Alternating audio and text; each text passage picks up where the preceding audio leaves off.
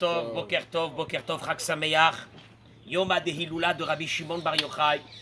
Vous vous attendez à ce que je vais vous parler encore de l'histoire de Rabbi Shimon qui est rentré avec son fils, qui s'est sauvé des Romains, et qu'il est rentré avec son fils dans la grotte, et qui va rester là-bas, à l'intérieur d'un trou, parce qu'il n'avait pas d'habits, et les habits qu'il avait, il les gardait pour Shabbat, et qu'ils ont étudié la Torah pendant 13 ans, et qu'après ils sont sortis, leur peau était en lambeaux, d'avoir passé 13 années dans la terre, ils ont réussi à vivre grâce à des caroubes et avec de l'eau de source. Non, je ne vous raconte pas cette histoire aujourd'hui.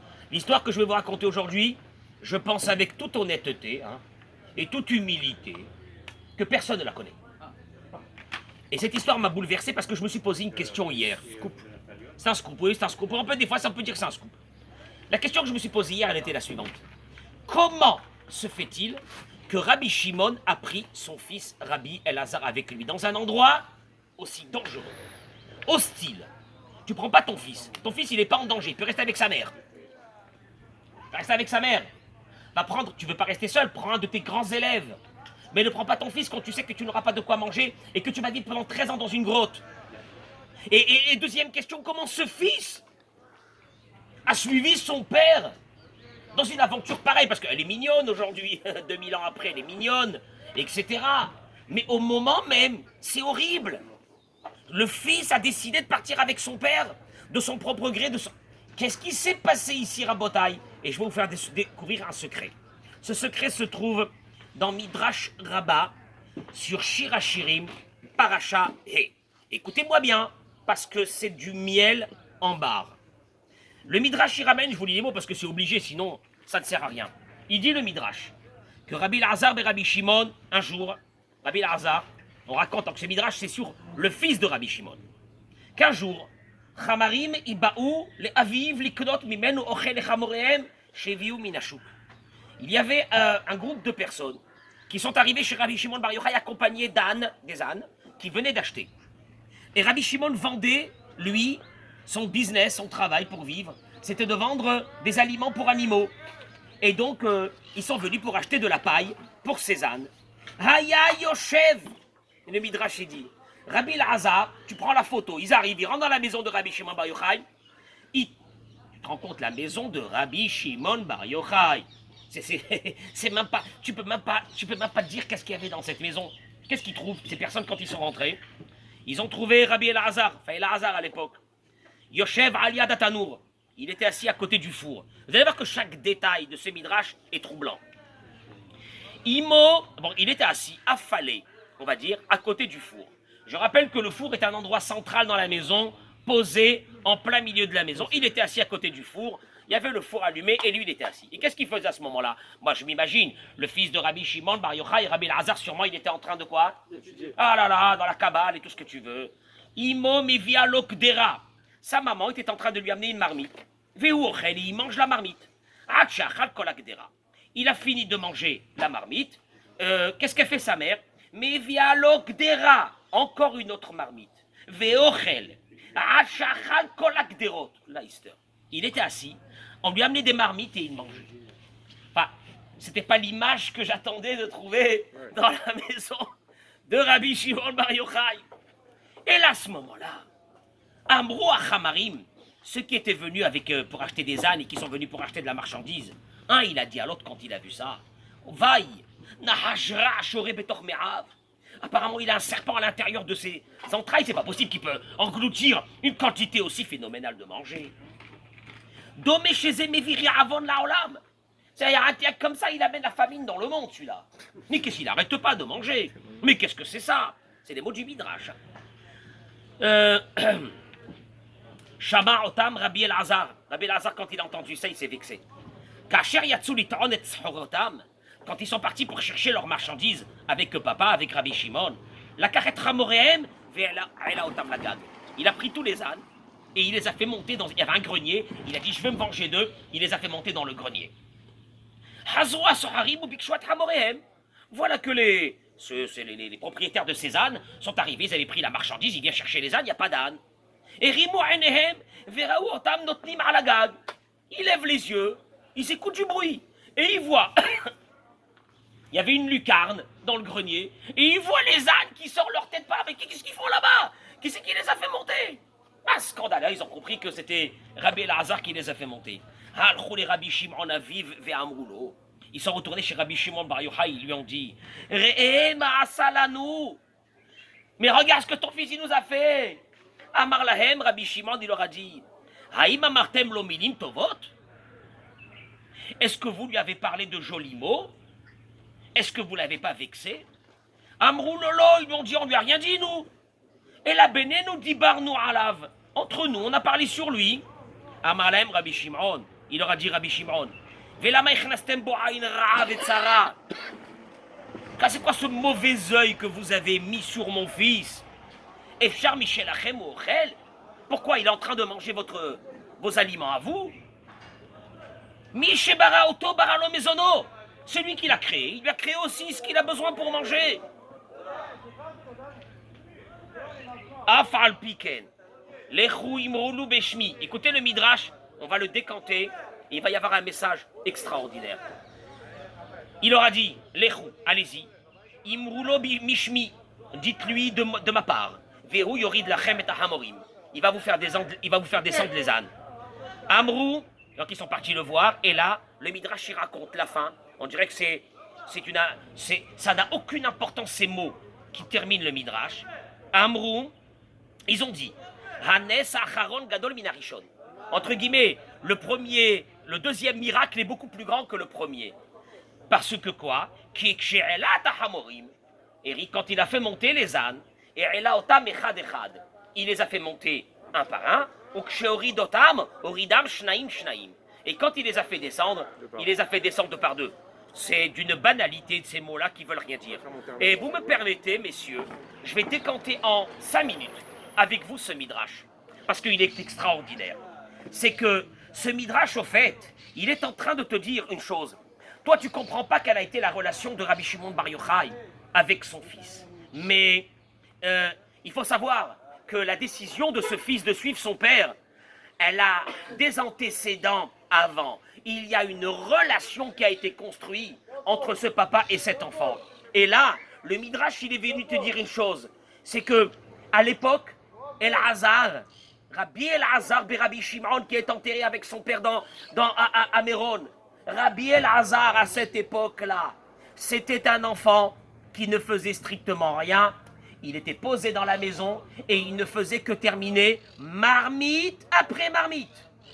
Et sa mère, elle vient et elle lui amène encore une marmite. Et il est assis où? À côté du four, un endroit où on fait rien, on est au chaud.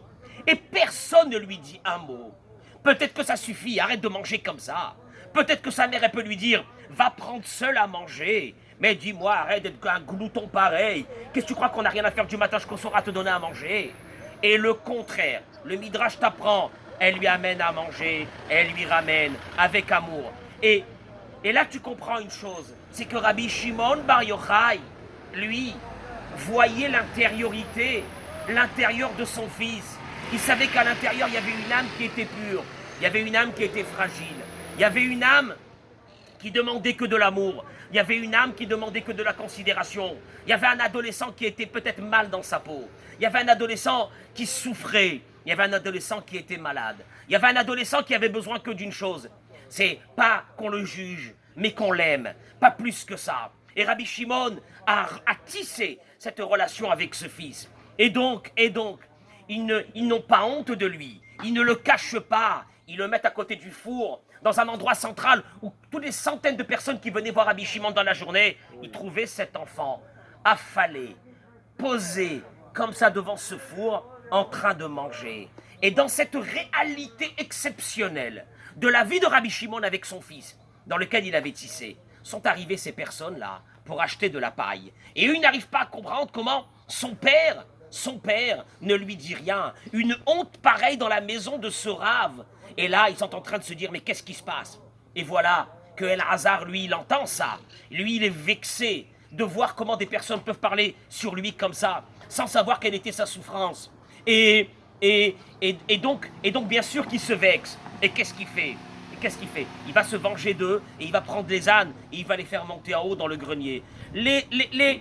ces personnes, ces âniers-là, ils vont voir le père, ils sont sûrs qu'ils vont trouver une oreille attentive. Rabbi Shimon Bar Yochai, c'était la Gvura. Rabbi Shimon Bar Yochai, quand il est sorti de la grotte, c'était terrible à ce moment-là. Ils ne supportaient pas de voir quelqu'un qui n'était pas dans la Torah. Ils étaient sûrs que Rabbi Shimon Bar Yochai allait leur donner raison. C'est un scandale. Mais qu'est-ce qu'il a fait, mon fils? C'est du n'importe quoi. Et pas du tout. Rabbi Shimon, Rabbi Shimon, il sait, c'est qui ce fils qui est à l'intérieur de sa maison. Il aime son fils. Il le respecte. Jamais il lui a fait honte. Et d'ailleurs, la première des choses qu'il leur dit, est-ce que vous l'avez vexé? Est-ce que vous avez parlé mal contre lui?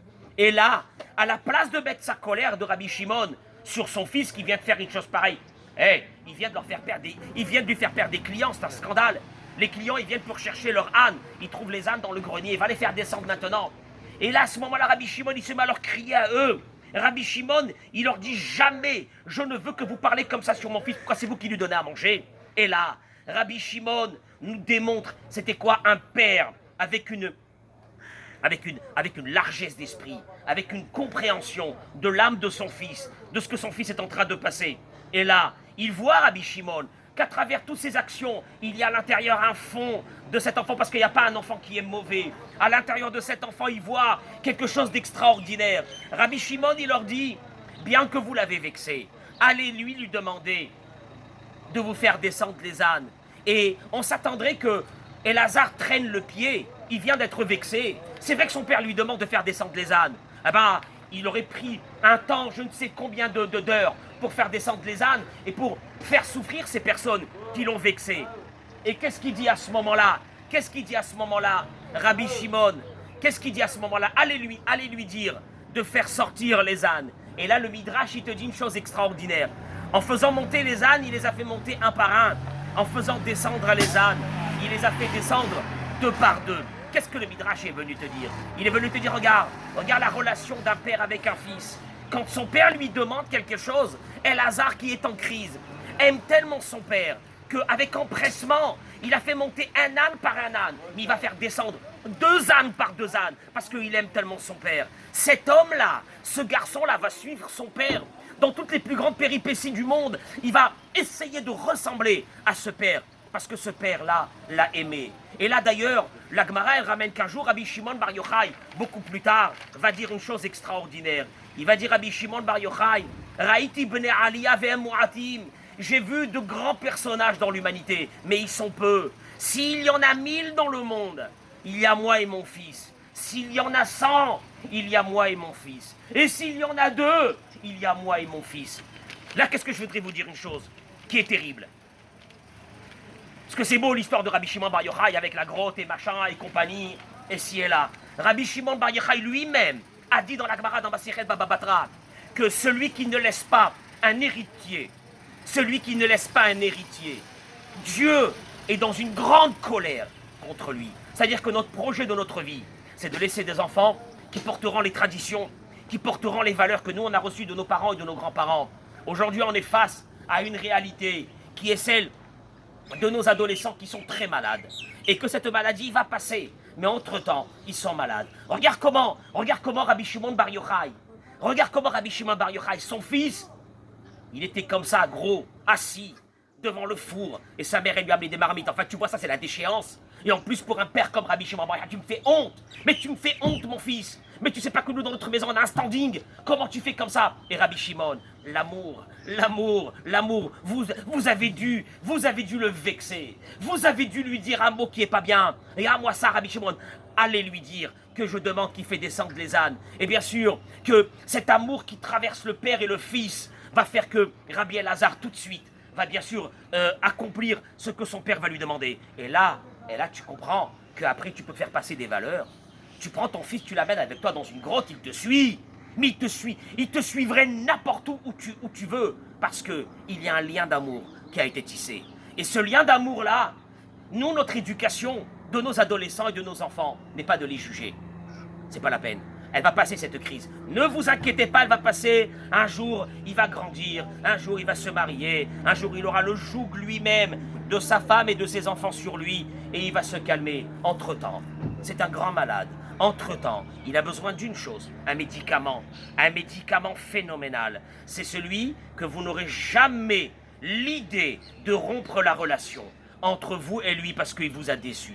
Il vous a déçu, c'est une chose, mais vous devez l'aimer. Pourquoi vous devez l'aimer? D'un amour éternel, d'un amour le plus fort, même dans les moments de crise. Parce que, justement, c'est ce lien qui va faire qu'un jour, vous allez le ramener vers une réalité de la vie. S'il n'y a pas ce lien-là, jamais plus, vous le ramènerez et vous le perdrez. Et là, il te dit, Rabbi Elazar, il te dit, Rabbi, mais regarde un peu l'image monstrueuse de cet enfant qui est assis en train de manger. Et regardez le père comment il le défend. Regardez le père comment il est là, en train de lui faire un kavod extraordinaire. Il va devenir Rabbi Elazar et Rabbi Shimon. Je vous remercie.